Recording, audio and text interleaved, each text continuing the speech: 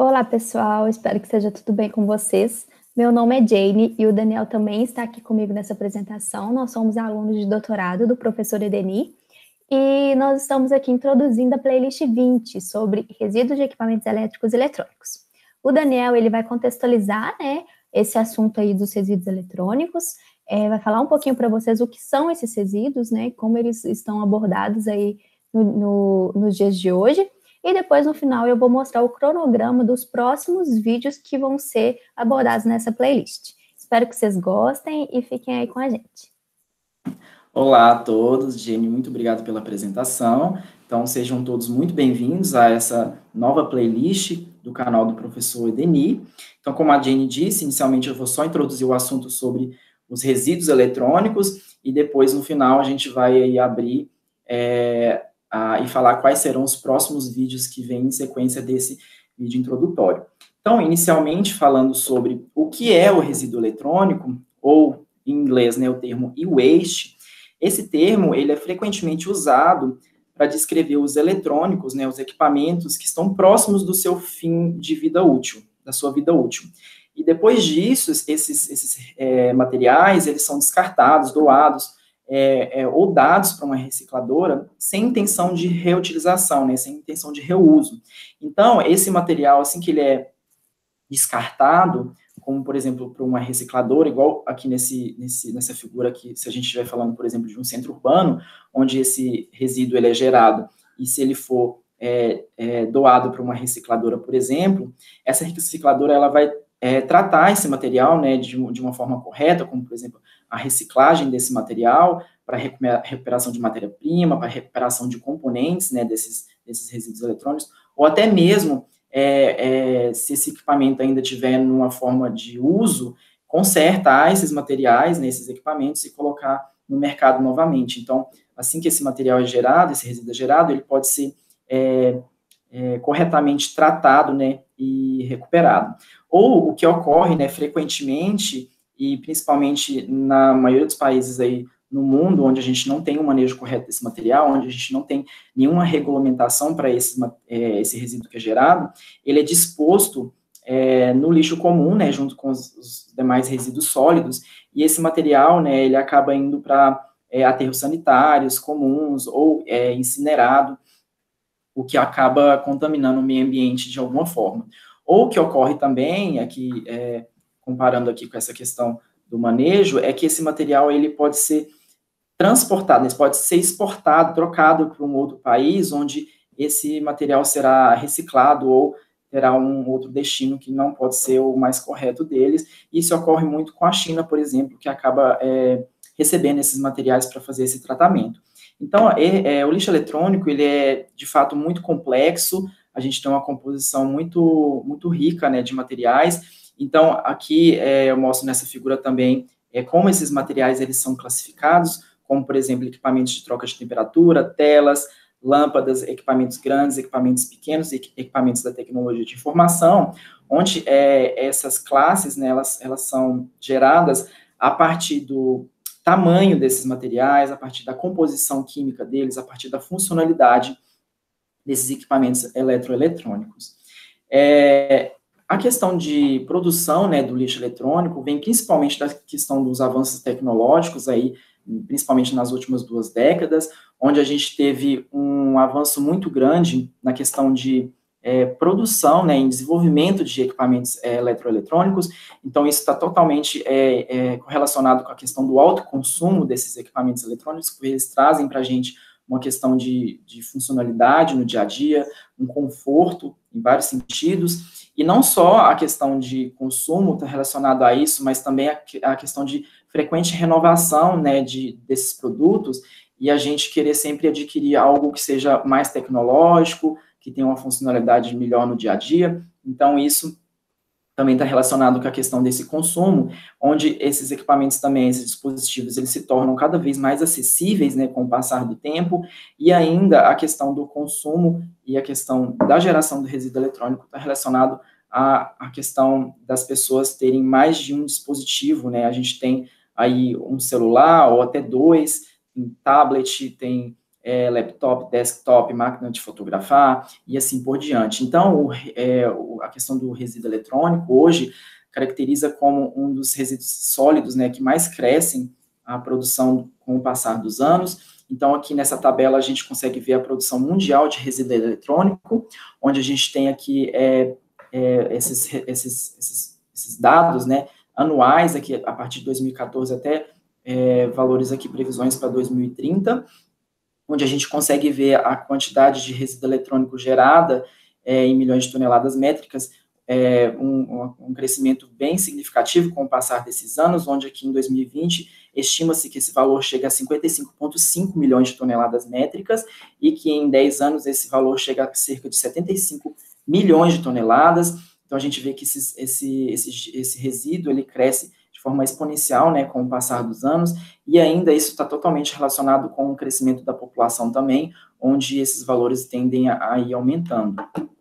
Então, a questão do lixo eletrônico, se a gente olhar essa produção de uma forma mais regional, aqui a gente tem, por exemplo, que na Ásia, que é o continente que mais gera lixo eletrônico, no último dado reportado em 2019, a Ásia produziu cerca de 25 milhões de toneladas métricas de lixo eletrônico, seguido aqui das Américas com 13,1, depois da Europa com 12, e assim a África e a Oceania. Se a gente olhar de uma forma mais pontual, a gente vê que aqui na Ásia, a China é a maior produtora de lixo eletrônico no mundo, onde em 2019 ela produziu cerca de 10 milhões de toneladas métricas de lixo eletrônico, seguido aqui dos Estados Unidos com 6,9 milhões de toneladas, e nas Américas o Brasil é o segundo maior produtor de lixo eletrônico, com aqui o valor de 2,1 milhões de toneladas métricas em 2019, e ainda se a gente olhar a questão da reciclagem, né, e de manejo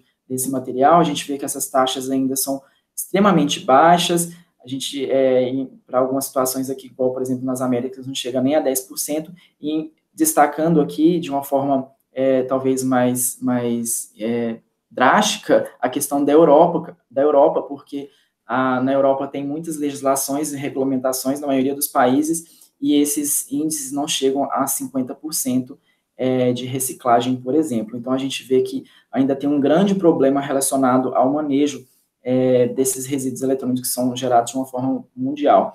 Então, a questão das legislações, como eu tenho falado, que, de certa forma, regulamenta e tem um controle, impõe, né, um controle maior nesse manejo desses materiais. Aqui a gente vê, por exemplo, nos anos de 2014, 2017 e 2019, a taxa, né, da população que é coberta por essas legislações, né, para controle desses materiais. A gente vê que aqui em 2014 esse valor era bem baixo, de 44%, e que aqui em 2019, no ano passado, chegou a 71%, né, da população já é coberta por essas regulamentações, e aqui o número de países, né, que estão relacionados a essas legislações. Aqui, por exemplo, 61 países em 2014, 67 em 2017, 78 em 2019. Sendo que esse valor aqui de 71% para 2019, ele, de certa forma, parece um valor até expressivo, mas que, se a gente olhar de uma forma mais próxima, né, em relação aos dados, cerca somente de 17% do resíduo eletrônico, ele é hoje documentado como formalmente coletado e reciclado. Então, a gente vê que não necessariamente a questão de um país ou uma região ter uma regulamentação garante que esse material ele vai ser efetivamente reciclado, né, coletado. Então, a gente vê que tem um grande problema ainda nessa questão do lixo eletrônico, que é o que a gente destaca aqui. E ainda, né, a gente vê um grande potencial, a gente destaca, né, o grande potencial do resíduo eletrônico, principalmente na questão da economia circular, onde esses materiais, né, esses resíduos, eles são compostos por praticamente aqui a tabela periódica inteira, como a gente pode ver aqui nessa figura, né, em destaque aqui a maioria dos elementos, e a questão também, principalmente, dos metais, né, elementos preciosos, onde a gente pode recuperar, reciclar esses elementos como uma fonte secundária de matéria-prima. Aqui destaco também a questão dos elementos críticos, né, que são que estima-se que em alguns anos eles não estarão mais disponíveis de uma forma natural na crosta terrestre, então é muito importante a gente também ter estudos, né, e a questão da reciclagem desses materiais como uma forma de matéria-prima secundária. E, além disso, a questão de metais, né, de elementos potencialmente tóxicos, que estão totalmente direcionados e relacionados com a contaminação ambiental e todos os problemas que estão envolvidos. Então, a gente ainda, como eu disse nos slides anteriores, a gente tem um grande problema, esse problema ainda é pouco resolvido, né, a questão do manejo, mas que a gente tem um grande potencial aí de matéria-prima também nesses materiais. Bom, pessoal, então, como vocês viram, né, esse é um assunto ainda que necessita ainda de muita abordagem, né, porque a taxa de reciclagem ainda é muito baixa, né. Então, nos últimos anos, nosso grupo vem aí publicando diversos trabalhos nessa temática dos resíduos eletrônicos, e os próximos vídeos vão ser mais ou menos aí mostrando o que a gente tem feito, né. Então, vão ser abordados aí a análise bibliométrica dos resíduos eletrônicos pelo Daniel. Depois, o José Augusto vai falar um pouquinho sobre o tratamento, a recuperação e as perspectivas desses resíduos. O professor Edeni vai falar sobre a aplicação da LIBS, né, que é a Laser Induced Breakdown Spectroscopy, na análise desses resíduos. Então, ele vai mostrar alguns trabalhos que foram feitos pelo grupo. Também depois temos aí a apresentação do material de referência, né, que foi feito aí pelo Daniel e pela Raquel, onde esse material ele está disponível, né, para quem quiser ter interesse aí em usar esse material de referência, né, ele está disponível, é só entrar em contato.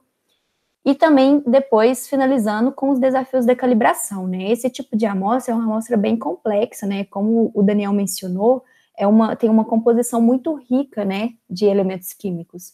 Então, a gente tem aí alguns desafios da calibração devido à matriz, né, desses resíduos, dessas amostras, né. E aí, nesses vídeos, né, eu, o Daniel, o Diego e o Vinícius vamos falar um pouquinho de alguns trabalhos, né, onde a gente abordou algumas estratégias de calibração, né, seja calibração univariada ou multivariada, para as técnicas de análise direta, por exemplo, a LIBS e o XRF. E aí, também mencionando, nós temos um folder, né, a gente fez um folder, né, com todas as alternativas de calibração que a gente vem utilizando ao longo dos anos, e a gente apresentou esse folder na playlist 18. Então, quem tiver interesse também, vai lá ver a playlist 18, né, que está bem interessante também, com diversas alternativas de calibração para essas técnicas aí de análise direta. Bom, é isso, pessoal. Espero que vocês tenham gostado aí desse vídeo introdutório, né, um pouco aí do assunto, né, dessa temática aí dos resíduos eletrônicos. E a gente espera vocês também nos próximos vídeos, que vai estar bem interessante. Então, curte, compartilha, né, se inscreva no canal também, né, que vão vir muitas novidades aí pela frente. Muito obrigada e até o próximo. É isso, pessoal. Muito obrigado. Espero que vocês gostem dos próximos vídeos que vêm depois desse.